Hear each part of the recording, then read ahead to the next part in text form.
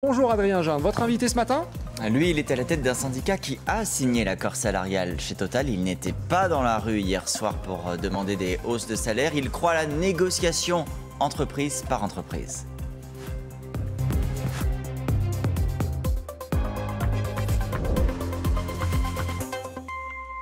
Bonjour Laurent Berger. Bonjour. Merci beaucoup d'avoir accepté notre invitation. Je le disais donc hier, la CGT, FO, FSU Solidaire appelaient à une journée de grève et de manifestation sans la CFDT.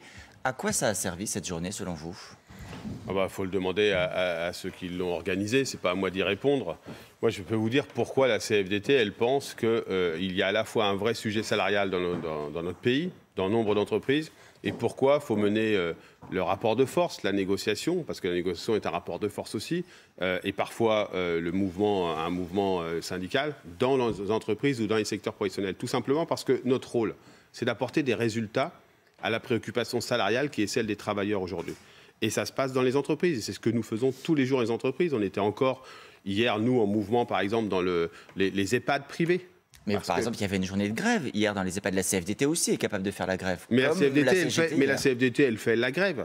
Elle fait la grève lorsque la négociation ne peut pas aboutir. C'est ce que nous avons fait à Groupama. Et puis, il y a eu une négociation qui s'est déroulée hier. Je n'ai pas encore totalement le résultat, mais je crois savoir qu'il y a des avancées, un début d'avancée qui s'opère. C'est ce que nous avons fait à Arc-en-Ciel, une entreprise de nettoyage. On a obtenu le 13e mois. C'est ce que nous faisons aujourd'hui à Lubrizol, d'ailleurs, avec d'autres organisations syndicales, à l'occurrence la CGT à Lubrizol, pour demander une augmentation de salaire de 7%. Donc, c'est ce que nous faisons entreprise par entreprise, secteur par secteur, avec de vraies avancées. Mais Philippe Martinez, hier soir sur le plateau de Routel Krief, vous disait, mais en fait, également, chez Total, s'il y a eu un accord salarial, certes signé par la CFDT, de son point de vue, c'est aussi parce que la CGT a fait grève, a fait pression, et il estime que sans ce mouvement de grève de la CGT, il n'y aurait pas eu l'accord salarial et que d'une certaine manière, vous pouvez lui dire merci. Mais la CFDT, depuis longtemps, chez Total, elle est mobilisée sur la question des salaires. Il y a eu un accord qui est signé. Total, en France, c'est 14 000 salariés. Il y a eu un accord signé pour une augmentation de salaire de 7% et une prime qui est à minima à 3 000 € et qui va jusqu'à 6 000 € pour 14 000 salariés. Et pas que pour les 14 000 salariés. Vous savez qu'hier, dans une entreprise qui s'appelle Argedis, qui est la distribution sur les autoroutes les stations Total, vous savez, les personnes chez qui vous appelez, qui sont payées 1 400 € par mois à peu près, pour certains d'entre eux, on a obtenu qu'il y ait 7% d'augmentation et la même prime, parce que c'est une filiale de Total. Donc cet accord, il va changer concrètement la vie des salariés Total, et il est dû à quoi? À la négociation, à la capacité, à un moment donné, de mettre sur le bas d'une feuille où il y a un accord, une signature syndicale. La signature syndicale, c'est celle de la CFDT et de la CGC, pas de la CGT. Hier, Elisabeth Borne, la Première ministre à l'Assemblée nationale, disait « Il n'est pas acceptable qu'une minorité continue de bloquer le pays ».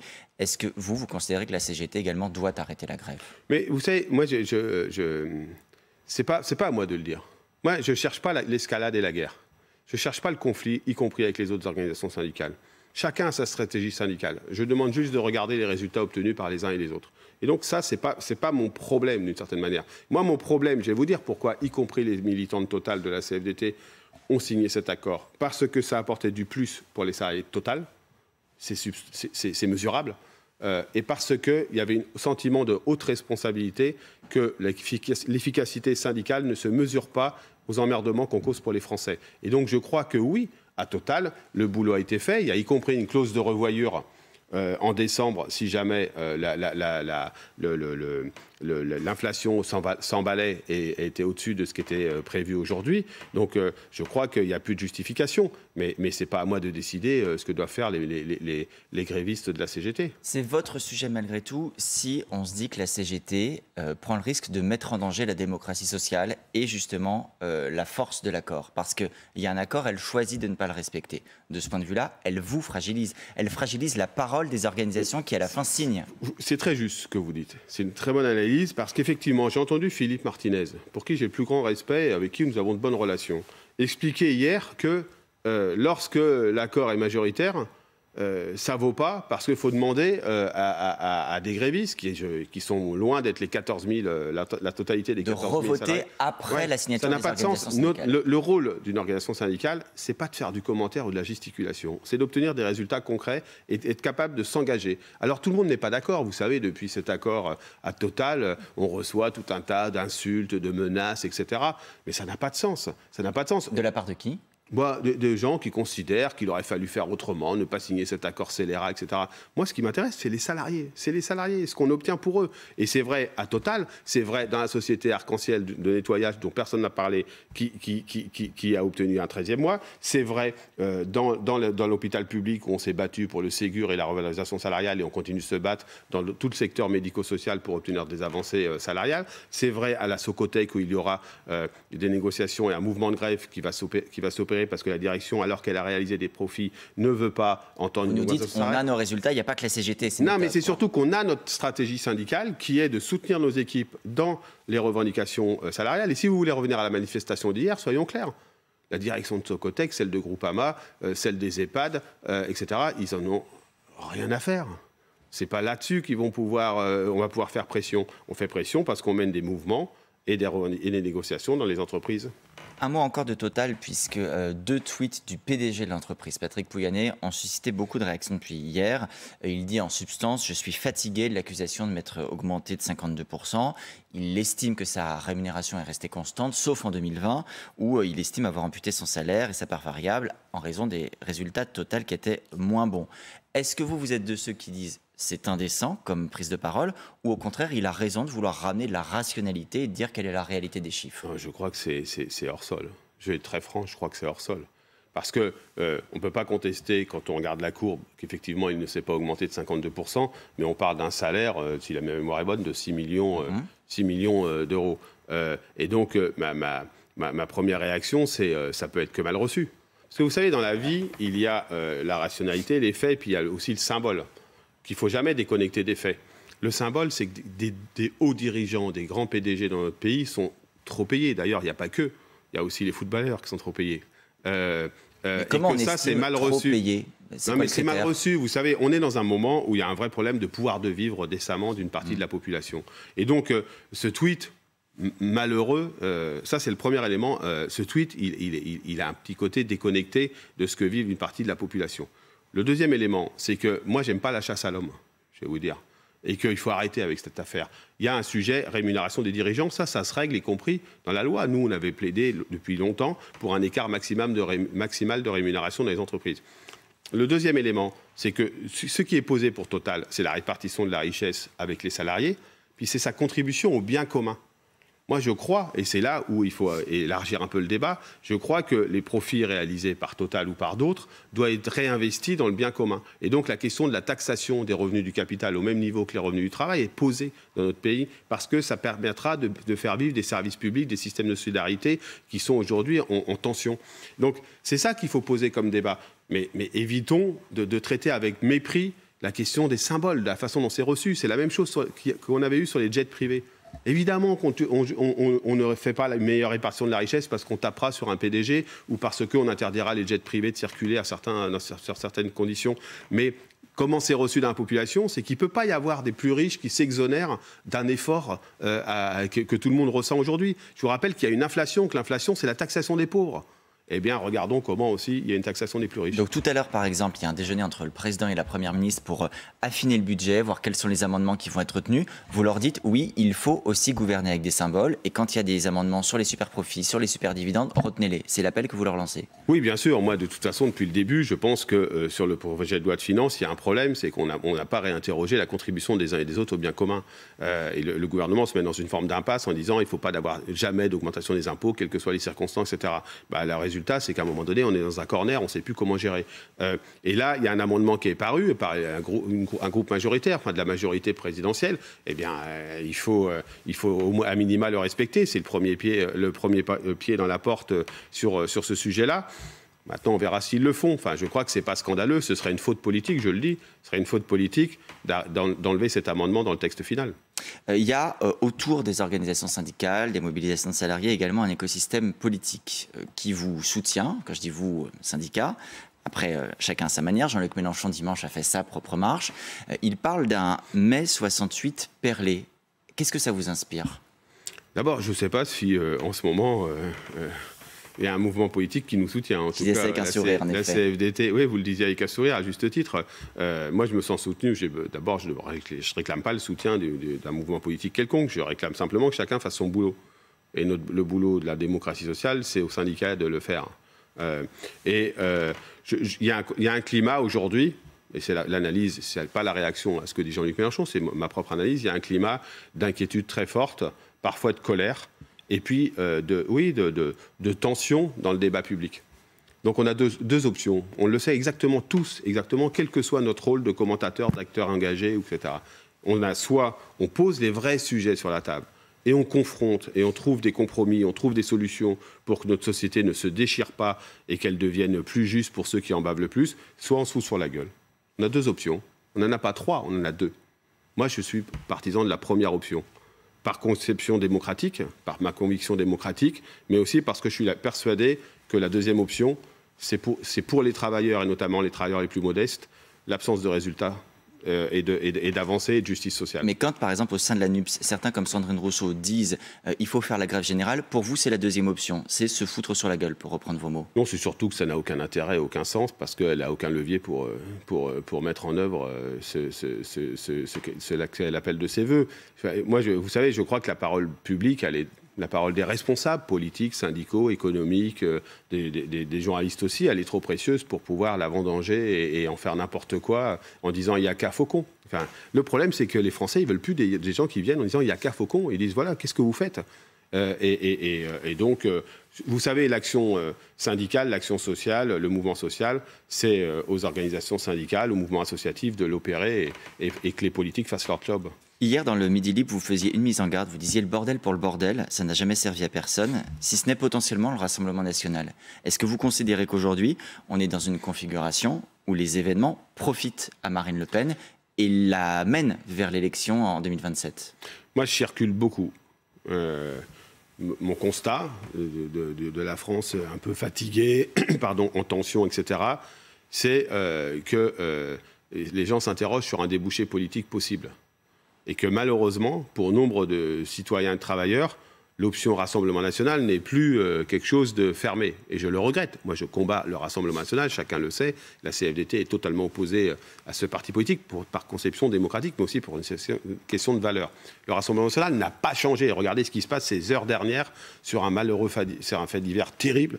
Comment ils instrumentent ça pour aller dans leur sens. Mais aujourd'hui, il dit aussi qu'il défend le pouvoir d'achat, des salariés. Oui, mais vous savez, dans la vie, oui, bien sûr, mais c'est malheureusement pas contradictoire, on l'a vu dans l'histoire. Mais il y a aussi un terrain de valeur sur lequel il faut pas jouer, qui sont celles de la République. Et la fraternité en fait partie. Je crois que c'est une notion qui est totalement absente de ce que pense le Rassemblement national. Mais au-delà de ça, oui, il y a un risque, raison de plus, pour trouver des solutions aux questions d'injustice sociale, et il y a une question de salaire dans notre pays, et le patronat a une responsabilité, pour ne pas brusquer la population, et notamment le monde du travail, avec des mesures qui seraient injustes, et je pense notamment aux retraites, et raison de plus pour trouver les terrains de compromis, et ne pas avoir cette espèce de sentiment que qui que ce soit dans ce pays pourrait avancer tout seul, sans regarder la complexité des sujets. Alors, vous venez de dire plusieurs choses très importantes, on va les reprendre dans le détail. D'abord, les patrons. Quand on regarde ce que disent aussi les patrons, par exemple, la DRH du groupe SNCF dit « Non, on n'avancera pas les négociations salariales, même si certains salariés le demandent ». La CPM, qui représente les petites et moyennes entreprises, dit « On n'a pas les moyens d'augmenter massivement les salaires. On a même 150 000 entreprises qui sont en danger de mort face à la hausse des prix de l'énergie. » Elisabeth Borne, quand elle est venue sur TF1 dimanche soir, dit « Toutes les entreprises qui le peuvent doivent augmenter les salaires. » Mais dès lors qu'un patron dit « Je n'ai pas les moyens », qu'est-ce qu'on fait ? Est-ce que vous considérez que ces patrons-là mentent ou dramatisent leur situation ? Non, je considère qu'il faut d'abord qu'ils ouvrent des négociations dans les branches ou pas dans les branches. Vous savez, il y a des branches professionnelles qui disaient on n'a pas les moyens. Puis tout d'un coup, qu'ils le font. Je pense aux paysagistes, je pense à la branche professionnelle du froid, etc. Donc, qu'ils le font en relevant les salaires dans les branches. À minima, il faut discuter et regarder la situation économique de l'entreprise. Mais si moi, je ne connais pas de représentants syndicaux. Non, je ne connais pas de représentants syndicaux, je vais vous dire, qui ont envie que leur entreprise se plante. J'en connais pas. qui jouent la stratégie du pire, etc. Mais il y a quand même une question de la répartition de la valeur dont il faut tenir compte dans l'entreprise, parce qu'il y en a forcément un peu qui est créé. Mais quand un patron dit on n'a pas les moyens, c'est pour ça que je vous dis, monsieur Gindre, qu'il faut négocier par entreprise. À l'établissement français du sang, ils ont mené une grève pendant quelques jours et des mouvements répétés. Ils ont obtenu une augmentation de 3,5%. Si vous mettez ça en pâture à certains commentateurs, ils vont dire c'est nul, c'est pas l'inflation, etc. C'est le compromis qu'ils ont trouvé. Ailleurs, le compromis est plus élevé parce que la situation de l'entreprise est meilleure. Oui, il faut tenir compte de ça. Mais le patronat ne peut pas, d'un côté, dire on a des difficultés de recrutement, parce que les mêmes le disent, on n'arrive plus à trouver les gens. Parce que nos salaires ne sont pas attractifs, et de l'autre côté, dire on peut rien faire sur ce sujet-là, sinon il y a un problème. Ce qu'il faut comprendre, il faut que le patronat se mette dans la tête une chose. Le rapport de force, c'est un peu inversé en fait. La situation de l'emploi va mieux, je m'en réjouis, il reste beaucoup à faire, 4 millions de demandeurs d'emploi, mais ça va mieux. Eh bien, il y a un rapport de force qui s'est inversé. Il va falloir qu'on rediscute de ce que sont les fondamentaux les salariaux, et y compris, pourquoi pas, du fonctionnement aujourd'hui les entreprises s'étaient inscrites dans une logique où on pouvait un peu faire la pressurisation sur les salaires parce qu'il y avait du monde à la porte. Il y en a beaucoup moins. On parlait tout à l'heure du budget. Aujourd'hui, c'est aussi le jour où le gouvernement doit avoir recours au 49.3 pour faire passer la première partie de son texte sans vote. Vous, ça ne vous choque pas, ce recours au 49.3? Ce n'est pas, de votre point de vue, une méthode brutale? Non, c'est surtout que ce n'est pas mon sujet. Quand je disais, nous, on s'occupe de la situation des travailleurs, que les politiques s'occupent de leurs questions, c'est plutôt question. Ce qui intéresse les Français... Mais s'il fait la même chose sur la réforme des retraites, imaginons sur la réforme des retraites qui recourt au 49.3, ça ne vous choquera pas? Ce qui intéresse les Français sur le projet de loi de finances, c'est ce qu'il y a dedans. Est-ce qu'il y a assez pour investir dans la transition écologique? La réponse est non du point de vue de la CFDT. Est-ce qu'il y a assez sur la contribution des plus hauts revenus dans notre pays, que ce soit les revenus du capital ou du patrimoine, pour contribuer au bien commun et au système de solidarité et au service public? La réponse est non. Moi, c'est là-dessus que je voudrais qu'on ait des débats. Je ne voudrais pas qu'on ait des débats simplement sur une possibilité constitutionnelle qui est offerte, qui est le 49.3. Je crois qu'on aurait tous à gagner qu'on passe davantage par des compromis, y compris à l'Assemblée nationale. Si ce n'est pas possible, ils utilisent l'argument qui est le leur. Moi, je ne trouve pas ça hyper génial. Mais je me rappelle d'une période où j'étais jeune, mais où Michel Rocard a fait passer au 49.3 un certain nombre d'avancées qui étaient des avancées sociales pour les travailleurs. Ce que je veux dire par là, on pourrait très bien... on peut avoir des bons textes par 49.3. Et ce qui est important, c'est le contenu du texte. Et que s'ils le font... Franchement, s'ils font un texte un jour sur les retraites qui est très favorable, qui met en place la pénibilité, qui incite les entreprises à garder les seniors, qui améliore la retraite des femmes, la retraite des personnes qui ont des parcours hachés, les petites retraites, et qui le passe par le 49.3 sans avoir de mesures brutales d'âge, écoutez, je serais plutôt favorable à ces recours. Oui, et c'est peut-être que ce sera Noël, pour le coup, le cas échéant, Laurent Berger, parce que ce n'est pas tout à fait le projet du gouvernement. Justement, les retraites, il y a l'assurance chômage également qui est en discussion. On évoquait tout à l'heure les divergences dans les modes d'action sur les salaires. Est-ce que pour le coup, sur ces sujets-là, vous pensez que vous pouvez vous retrouver avec les autres organisations syndicales et que là, on peut avoir un front social uni face au gouvernement, puisque vous êtes tous en désaccord avec l'exécutif? On est avec les autres organisations syndicales dans certaines entreprises. On se parle, on discute. Vous avez remarqué qu'y compris si on est en désaccord sur la stratégie syndicale, on ne s'attaque pas à un tweety personné. Et donc, on est en discussion. La CFDT, vous savez, elle suit une stratégie qui est l'amélioration de la situation des travailleurs, et avec une acuité particulière pour les travailleurs les plus modestes dont on ne parle jamais. Vous savez, ces fameux travailleurs de deuxième ligne, on a applaudi tous, à qui on a promis des augmentations de salaire qu'ils n'ont pas vues et qui maintenant, pour lesquels on considère que ce n'est pas les priorités. Mais si il y a des sujets sur lesquels... À Front Uni, vous dites oui pour la... Non, à Front Uni, à chaque fois que ça sert les travailleurs. Voilà. Sur l'assurance chômage, je crois qu'on est tous d'accord. On est tous d'accord pour dire que cette mesure qui consisterait à encore baisser les droits à indemnisation des demandeurs d'emploi, soit par la période de référence ou par la durée de l'indemnisation... Le gouvernement ne dit pas les baisser, il dit les adapter en fonction de la conjoncture, les faire varier.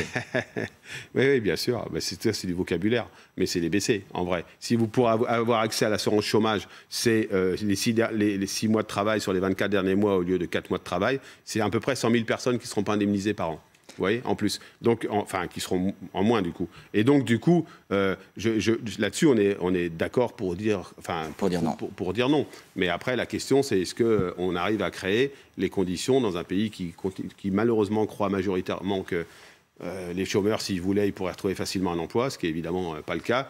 Est-ce qu'on arrive à créer les conditions de la mobilisation? C'est ça le sujet. Mais sur l'assurance chômage, sur les retraites, il y a une opposition. Vous dites, il faut aussi savoir discuter. Hier, je reviens à Philippe Martinez, parce que c'est intéressant de voir les différences de mode d'action.